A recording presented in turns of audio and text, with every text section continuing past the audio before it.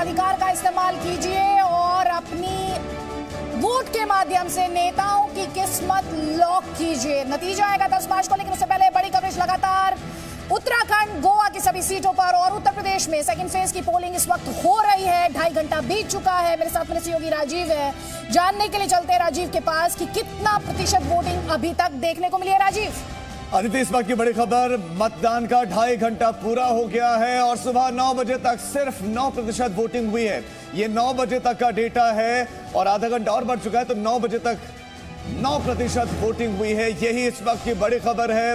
Fundamental rights की बात की जाती है, लेकिन फंडामेंटल ड्यूटीज अभी सिर्फ 9% लोगों की घरों से बाहर निकले। बिजनौर की हम बात करें, बिजनौर में सुबह 9 बजे तक 9%, तो सहारनपुर में 10 बजे तक 10% वोटिंग हुई है। ये दो अलग अलग हिस्सों का बता रहे हैं, दो अलग अलग जिलों का बता रहे हैं। सहारनपुर में 10% हुआ है, तो बिजनौर में 9% वोटिंग हुई है।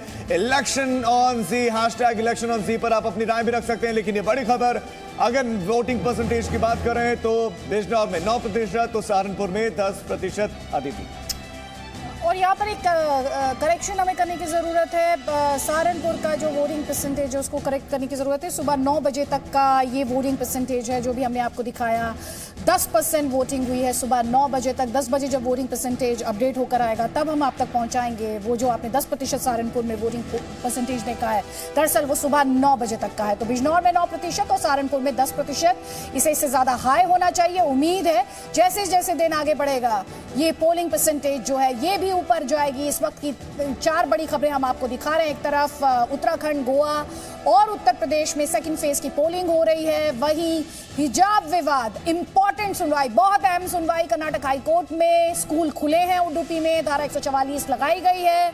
पुलवामा के शहीदों को आप नहीं भूल सकते। पुलवामा हमले की आज 3री बरसी है और वहीं प्रधानमंत्री मोदी जालंधर में रैली करने वाले हैं। तो इस वक्त की 4 बड़ी खबरें इस वक्त आपके स्क्रीन पर, और कई खास मेहमान लगातार हमारे साथ। एक कमेंट जल्दी से यहाँ पर डॉक्टर आशीष आपका चाहती हूँ। 9% वोटिंग बिजनौर में पहले 2 घंटे में, सहारनपुर में पहले 2 घंटे में 10% वोटिंग, कैसे देखते हैं आप? कम है, बढ़ेगा? जी, निश्चित रूप से ये वोटिंग पैटर्न अगर देखें तो ये बहुत अच्छा नहीं है, बहुत उत्साहजनक तो नहीं दिख रहा है, लेकिन और बढ़ना चाहिए। अब बढ़ता है या नहीं ये देखने वाली बात होगी, लेकिन बढ़ना चाहिए क्योंकि जैसा हम यहाँ बार बार डिस्कस कर रहे हैं कि और अभी पीछे बात भी हुई कि डिस्टिंक्शन बहुत ज़रूरी होता है। तो डिस्टिंक्शन तक पहुँचना है तो इस वोटिंग परसेंटेज को बढ़ाना पड़ेगा और उम्मीद की जा सकती है कि जनता निकलेगी घरों से बाहर निश्चित रूप से, क्योंकि होता है बहुत जगहों पर ऐसा है कि ग्रामीण क्षेत्र है, बहुत से काम अपने होते हैं लोगों के, तो उसमें हो सकता है कि कुछ लोग वो काम निपटा कर बाद में वोटिंग के लिए जाना चाहें। लेकिन निश्चित रूप से जो कहा गया कि मौलिक अधिकारों की हमें बात करनी है, मौलिक अधिकारों को लेना है, प्राप्त करना है, तो मौलिक कर्तव्य तो ज़रूरी है। तो मौलिक कर्तव्य की भी पूर्ति की जानी चाहिए।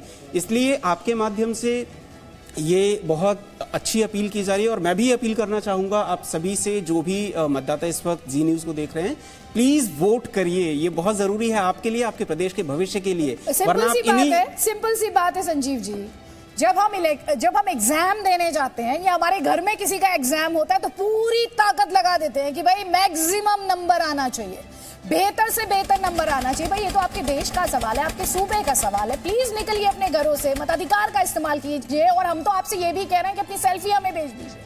आप अपनी सेल्फी हमें भेजेंगे, जी न्यूज पर हम दिखाएंगे, अपने नाम और पते के साथ सेल्फी हमें भेज दीजिए। नंबर लगातार हम आपको दिखा रहे हैं और जिन दर्शकों ने ऐसा किया है उनकी सेल्फी हमने दिखाई भी है। साथ ही बहुत इंटरेस्टिंग स्टैट्स हम लगातार राजीव अपने दर्शकों को दिखा रहे हैं। पहले हमने दिखाया थी कि कैसे दागी उम्मीदवार हैं, अभी हम दिखा रहे हैं वो जो करोड़पति हैं, जो मालामाल है, जिनके पास बहुत पैसा है, उनके बारे में बताइए जरा। बिल्कुल, तो ये वो कैंडिडेट है जो पहले से करोड़पति, क्योंकि नेता तो इसलिए भी बनना चाहते हैं कि करोड़पति बन जाए, लेकिन इसके साथ साथ एक डेटा ये है दागी कैंडिडेट का। समाजवादी पार्टी में 35 दागी कैंडिडेट हैं और जो टोटल प्रतिशत में अगर हम बात करें तो ये 67% हो जाते हैं। करोड़पति तो हैं लेकिन दागी कैंडिडेट भी कम नहीं है। कांग्रेस की बात करें तो कांग्रेस पार्टी में इस वक्त 23 दागी कैंडिडेट है। 55 में से 23 दागी कैंडिडेट दूसरे चरण के लिए उत्तर प्रदेश की हम बात करें और 43% हो जाता है ये टोटल।